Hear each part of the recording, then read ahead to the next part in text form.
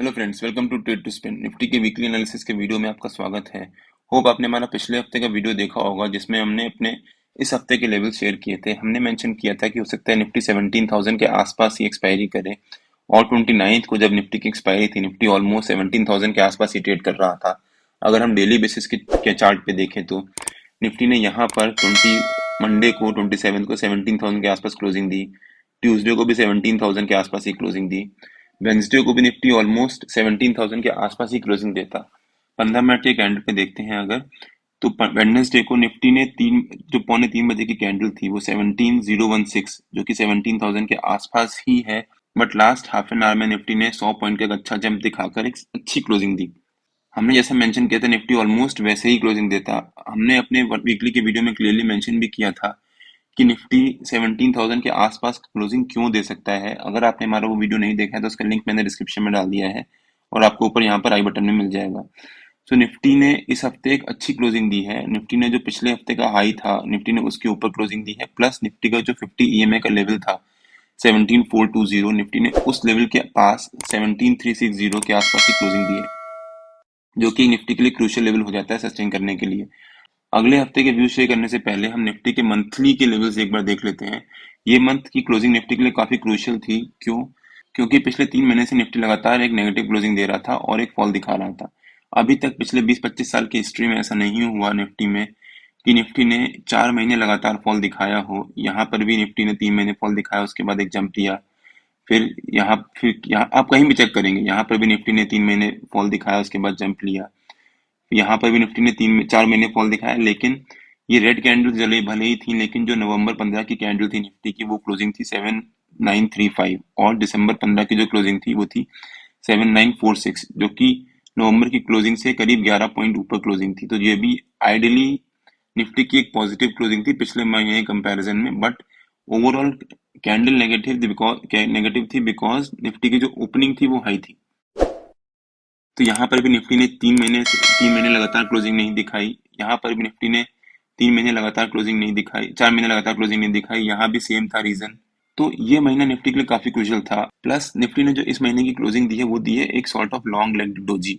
Long legged doji एक trend reversal का indication candle होती है, लेकिन अगर वो उसकी लोकेशन सही हो, तो लोकेशन एज इन अगर निफ्टी मान लीजिए कोई भी स्टॉक इंडेक्स ऊपर के डायरेक्शन में अप ट्रेंड में चल रहा है और यहाँ पर ऊपर कहीं अगर एक लॉन्ग लेग डोजी बनती है, तो वो सिर्फ एक इंडिकेशन होती है। इंडिकेशन एज इन की इंडिकेशन होती है कि हो सकता है अब ट्रेंड रिवर्सल आए, चांसेस हैं। But that is not a confirmation कि वो ट्रेंड रिवर्सल के कंफर्मेशन ही होता है। तो अगर वो ऊपर के डायरेक्शन में चल रहा है, कोई भी अप ट्रेंड चल रहा है, अगर ऊपर की तरफ एक लॉन्ग लेग डोजी बनती है तो ट्रेंड रिवर्सल हो सकता है।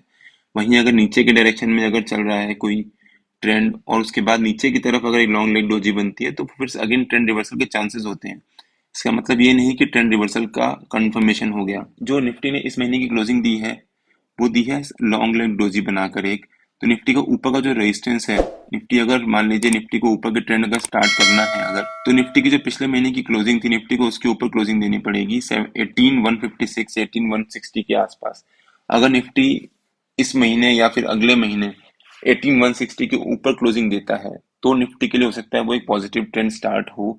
अदरवाइज हो सकता है निफ्टी यहाँ से फिर से एक रिवर्सल ले ले। अब हम वीकली की कैंडल पे वापस आ जाते हैं। मैं थोड़ी सी ड्राइंग्स हटा देता हूँ यहाँ से। अब देखते हैं कि निफ्टी के अगले हफ्ते के लेवल्स क्या रह सकते हैं। अगर हम ध्यान से देखें तो निफ्टी यहाँ पर एक ट्रेंड लाइन से पिछले काफी हफ्तों से एक रेजिस्टेंस ले रहा है। निफ्टी ने यहाँ पर रेजिस्टेंस लिया, एक बार दो बार रेजिस्टेंस लिया, फिर निफ्टी ने तीसरी बार यहाँ पर फिर से अटेम्प्ट मारा। ये 4 या 5 बार निफ्टी ने यहाँ पर रेजिस्टेंस लिया, फिर निफ्टी ने यहाँ पर फिर से 6 बार अटेम्प्ट मारा, और अब निफ्टी दोबारा उस तरफ आ रहा है। तो हो सकता है निफ्टी यहाँ पर फिर से एक रेजिस्टेंस ले और यहाँ पर 2-3 दिन ट्रेड करे या फिर 1-2 हफ्ते ट्रेड करे। उसके बाद निफ्टी ब्रेकआउट या ब्रेकडाउन दे, क्योंकि ऑलमोस्ट निफ्टी 6-7 बार पहले भी रेजिस्टेंस ले चुका है। तो धीरे धीरे रेजिस्टेंस वीक हो जाता है और फिर धीरे धीरे बायर्स अपनी एंट्री स्टार्ट कर देते हैं। और नीचे की तरफ निफ्टी यहाँ पर एक ट्रेंड लाइन पे एक सपोर्ट भी ले रहा है सेम। तो निफ्टी ओवरऑल एक चैनल बनाकर फ्लो कर रहा है कि इस चैनल के बीच में ही चल रहा है, कभी ऊपर कभी नीचे, कभी ऊपर कभी नीचे। निफ्टी ने यहाँ पर इस ट्रेंड लाइन पे सपोर्ट लिया, फिर यहाँ पर ट्रेंड लाइन में सपोर्ट लिया, फिर तीसरी बार यहाँ पर सपोर्ट लिया, अभी चौथी बार निफ्टी फिर से यहाँ से सपोर्ट लेकर एक बाउंस दिया है। तो ओवरऑल निफ्टी पिछले काफी महीनों हफ्तों से इसी चैनल के बीच में ही ट्रेड कर रहा है। तो निफ्टी को अगर ऊपर की जर्नी स्टार्ट करनी है, निफ्टी का अगले हफ्ते का रेजिस्टेंस रह सकता है 17,420। अगर मंडे को निफ्टी 17,420 के ऊपर क्लोजिंग देता है और ट्यूसडे को तो ऑफ है। और वेंसडे को निफ्टी अगर मंडे के लेवल के ऊपर ट्रेड करता है और शुरू के आधा एक घंटा अगर सस्टेन कर जाता है मंडे के हाई के ऊपर, तो वो निफ्टी के लिए पॉजिटिव हो सकता है। तो हो सकता है निफ्टी का जो नेक्स्ट टारगेट बने वो बने इस ट्रेंड लाइन के आसपास। वो टारगेट निफ्टी हो सकता है इसी हफ्ते या फिर अगले हफ्ते अचीव करे। तो निफ्टी का जो ऊपर का पहला टारगेट बन सकता है वो बन सकता है 17,640 के आसपास, जो कि इस ट्रेंड लाइन का लेवल भी है। तो निफ्टी हो सकता है अगर मंडे को 17,420 के ऊपर सस्टेन करता है और वेंसडे को अगर मंडे के हाई के ऊपर ट्रेड करता है आधा एक घंटा, तो निफ्टी ऊपर की तरफ एक काफी शार्प जंप दिखा सकता है और 17,640 के आसपास आकर एक रेजिस्टेंस ले सकता है।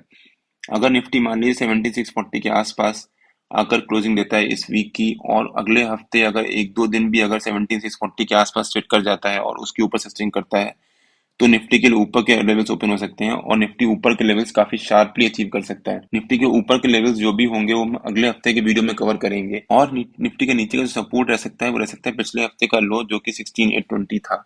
तो हो सकता है निफ्टी पिछले हफ्ते का जो लो है 16,820 वो निफ्टी का ओवरऑल लो बन जाता है। तो अगर निफ्टी मान लीजिए कि यहाँ पर एक फॉल भी दिखाता है, तो हो सकता है 16,820 के आसपास एक सपोर्ट ले और वहां से फिर से एक बाउंस दिखाए। ओवरऑल निफ्टी इस हफ्ते मेरे को पॉजिटिव लग रहा है। हो सकता है निफ्टी इस हफ्ते पॉजिटिव रहे और 17,620 के आसपास या 17,640 के आसपास ही क्लोजिंग दे। निफ्टी के जो भी लेवल्स होते हैं वो डेली बेसिस पे मैं अपने चैनल में पोस्ट करता रहता हूँ। अगर आपने मेरा चैनल ज्वाइन नहीं किया तो लिंक मैंने डिस्क्रिप्शन में डाल दिया है, और आप मेरे को टेलीग्राम में ट्रेड टू स्पेंड नाम से मार्केट ज्वाइन कर सकते हैं।